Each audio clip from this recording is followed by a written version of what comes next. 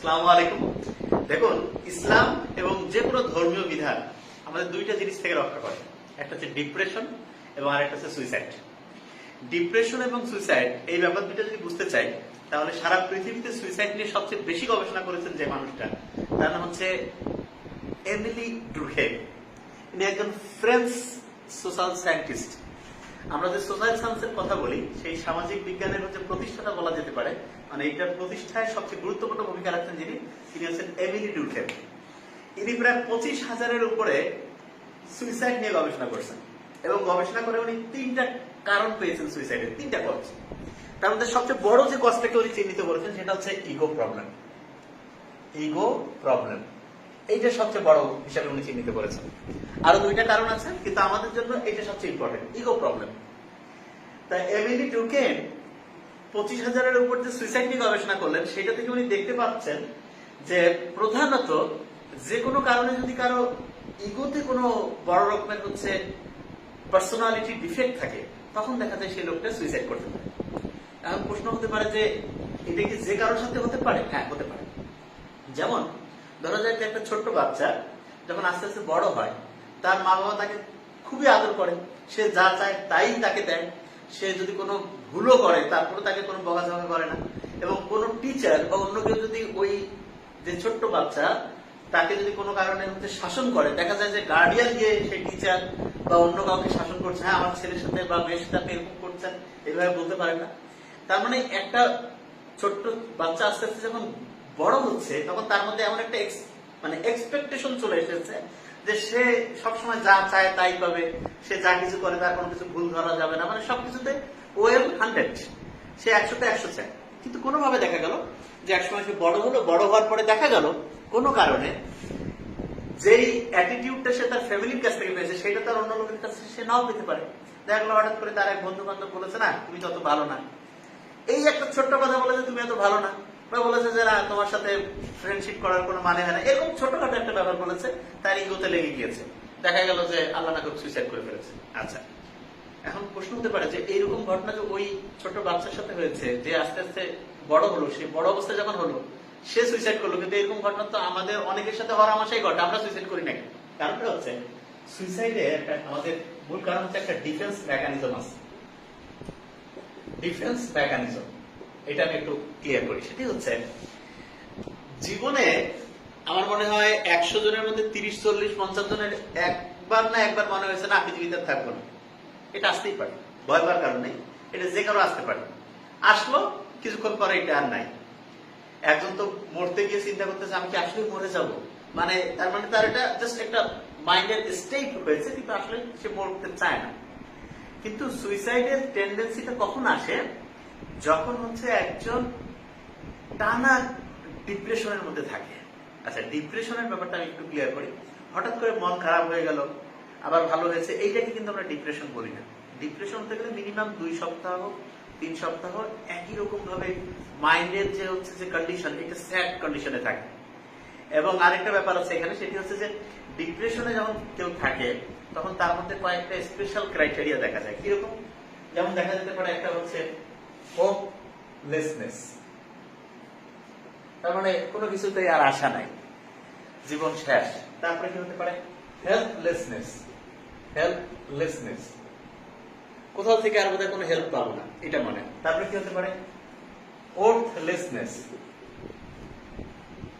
তার মানে তার জীবনের কোনো দাম নাই। আচ্ছা, আমরা একটু এগুলোকে ব্যাখ্যা করার চেষ্টা করি। আমরা যখন কেউ নামাজ পড়ি বা আমরা যারা ধর্মে বিশ্বাস করি, তারা আমরা জানি যে যে কেউ জানে যে সে যেই পরিস্থিতি থাকবে আল্লাহর কাছে চাইলে আশা আছে। তার মানে নামাজ এবং ইসলামের বিধান এবং অন্য যে কোনো ধর্মীয় বিধান আমাদের এরকম একটা আশা নিয়ে আসে যে হ্যাঁ এখনো অনেক সুযোগ রয়েছে। হেল্পলেসনেস আমরা জানি স্রষ্টার কাছে চাইলে আমরা পাবো, তার মানে হেল্পিং হ্যান্ড আমাদের অবশ্যই অবশ্যই আছে, এটা আমাদের হচ্ছে ডিপ্রেশন কাটায়। আরেকটা কি হতে পারে? ওর্থলেসনেস, অনেকে মনে করে তার জীবনে কোনো দামই নেই, অথচ রাসূল সাল্লাল্লাহু আলাইহি ওয়াসাল্লাম একবার কাবা শরীফ তাওয়াফ করতে গিয়ে বলেছিল, হে কাবা তোমার কত মর্যাদা, কিন্তু মনে রাখো তোমার চাইতে একজন মানে সত্যিকারের ভালো মানুষের মর্যাদা অনেক অনেক বেশি।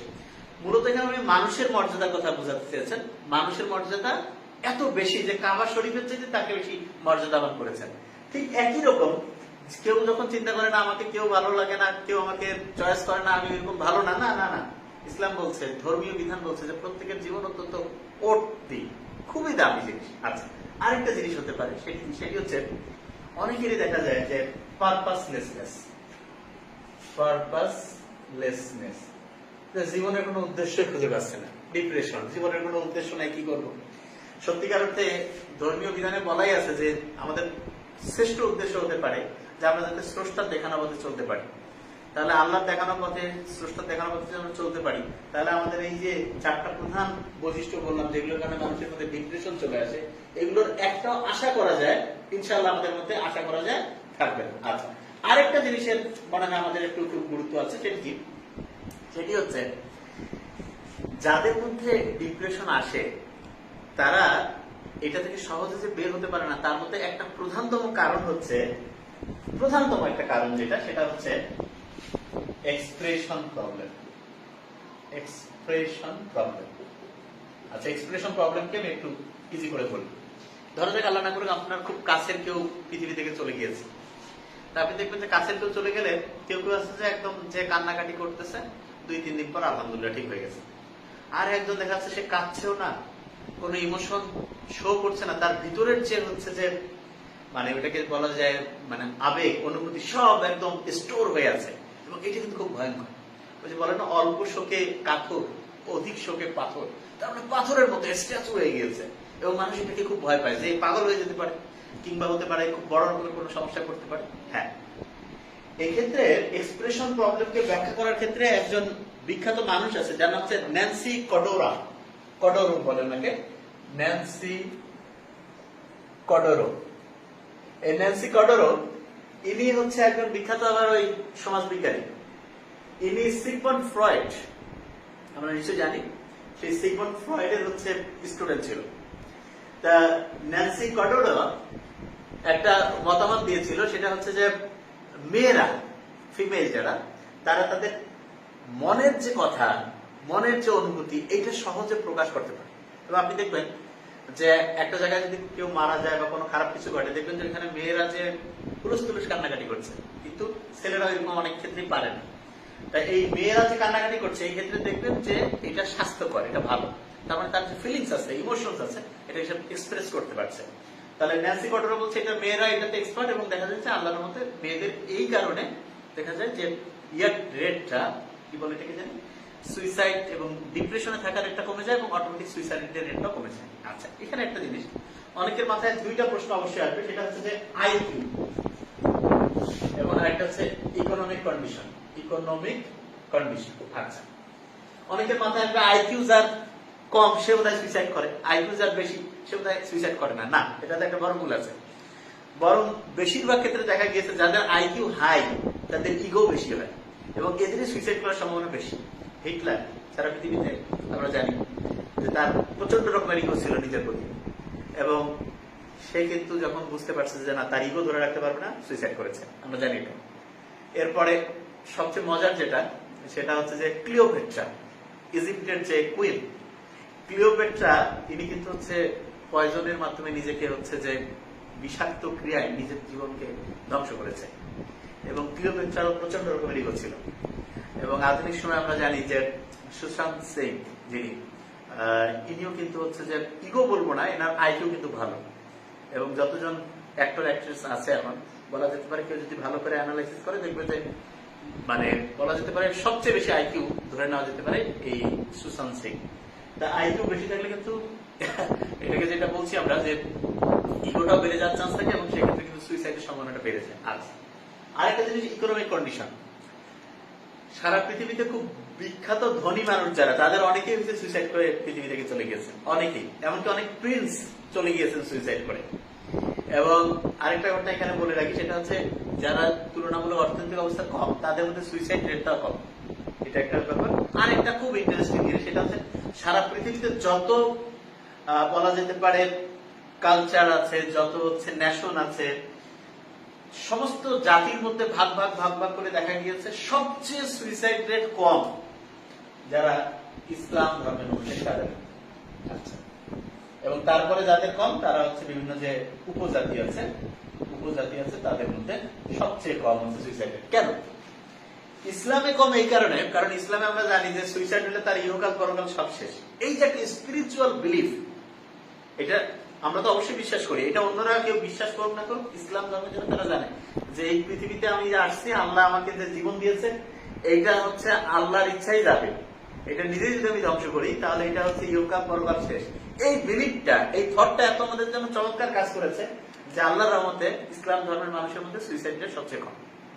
প্রশ্ন হতে পারে উপজাতিদের মধ্যে কম কেন? হ্যাঁ, উপজাতিদের মধ্যে কম এই কারণে, উপজাতির মধ্যে পারস্পরিক যে সম্পর্ক, এই সম্পর্কটা খুব ভালো হয়।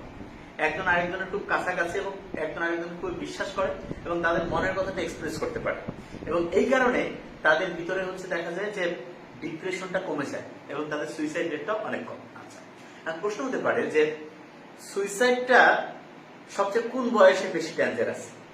শুনলে তাজ্জব হয়ে যেতে হবে যে 15 বছর থেকে 44 বছর পর্যন্ত, 15 থেকে 44 এই বছর পর্যন্ত তৃতীয় হাইয়েস্ট মৃত্যুর কারণ। মানে 15 থেকে 44 বছর বয়সের মধ্যে যতজন মারা যায় তার মধ্যে থার্ড হাইয়েস্ট কজ, মানে তৃতীয় বড় কারণ হচ্ছে সুইসাইড।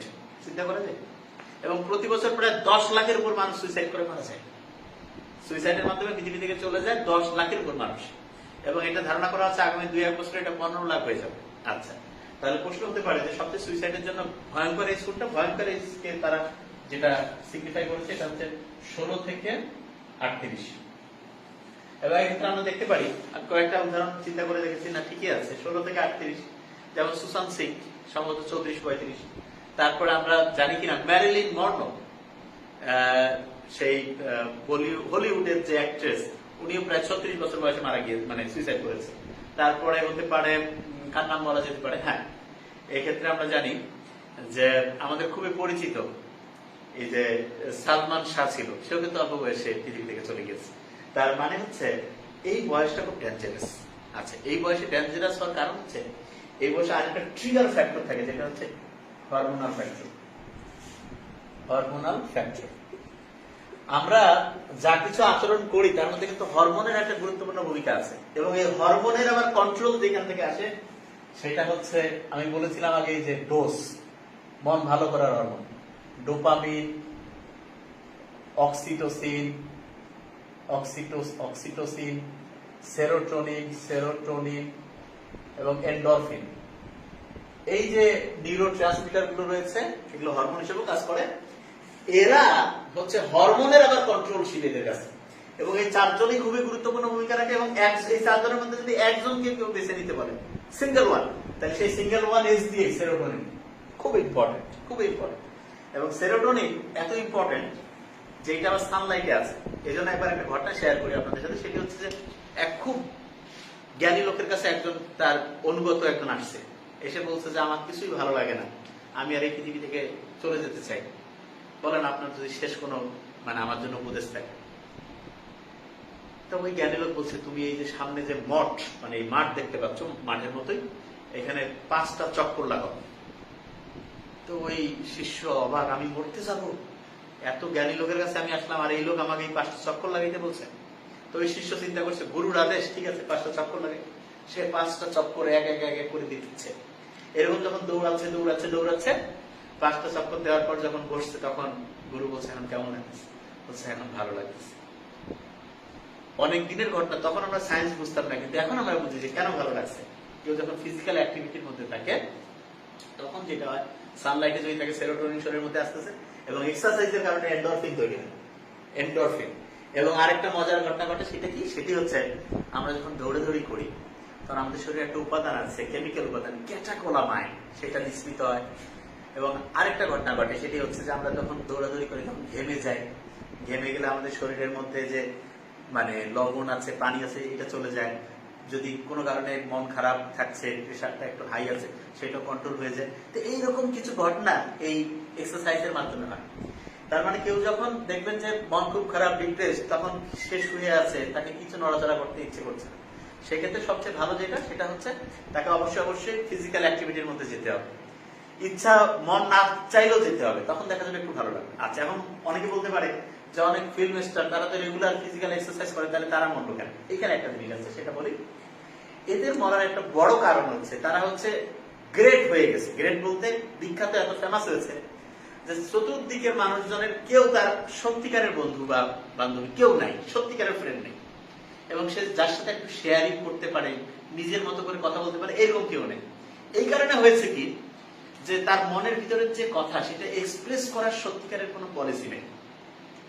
এই জন্য বলে কেউ যদি ডিপ্রেশনে থাকে তাহলে তার একা থাকা উচিত না, তার সবাই মিলে একসাথে থাকা উচিত। এবং এই ক্ষেত্রে মা খুব ভালো একটা বৈশিষ্ট্য হতে পারে, মা হচ্ছে খুবই ভালো। এবং এই ক্ষেত্রে আমি একটা বইয়ের নাম বলবো, দি art of loving, Eric from এর একটা বই। সেই বইয়ে লেখা আছে যে আনকন্ডিশনাল যে রিলেশন, মানে হচ্ছে যেমন আমরা যে এরকমই আমাদের মা বাবার কাছে আমরা খুবই ভালো, আমাদের ফ্যামিলির ভাই বোন, কাছের ফ্রেন্ড যাকে বিশ্বাস করা যায়, তাদের কাছে আমরা আনকন্ডিশনাল রিলেশন, যার সাথে যে হ্যাঁ আমি জীবনের যে অবস্থায় থাকি তার সাথে সম্পর্কের আমার কোনো ব্যত্যয় ঘটে না, এইরকম রিলেশন যদি দুই একজনের, মানে প্রত্যেক মানুষের দুই একজনের সাথে থাকে, তার সাথে যদি আপনি মন খুলে কথা বলতে পারেন, তাহলে আশা করা যায় আপনি জীবনের যেই খারাপ পরিস্থিতি থাকেন না কেন সেখান থেকে বের হয়ে আসতে পারেন। আরেকটা ব্যাপার, সেটা হচ্ছে অনেকেই মনে করে যে সাইকোলজিক্যাল কোনো প্রবলেম হলে পাগল হয়ে গেছে। এটা খুব ভুল কনসেপশন। আমাদের গোটাল বডিকে কন্ট্রোল করে আমাদের ব্রেইন।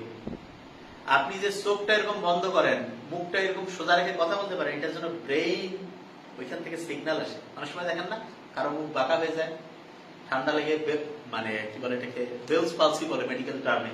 আবার অনেকে দেখবেন আল্লাহ না করে স্ট্রোক হয়ে কথা বলতে পারছে না। এটা কেন হয়? কারণ হেড অফিস হচ্ছে ব্রেইন। ব্রেইন যদি কোনো কারণে প্রবলেম হয় তাহলে এই জায়গায় সমস্যা হয়। আপনি চিন্তা করেন তো, সেই ব্রেইনেরও তো মানে স্বাভাবিক কারণে যে কোনো সময় আল্লাহ না করুক অস্বাভাবিকতা আসতে পারে।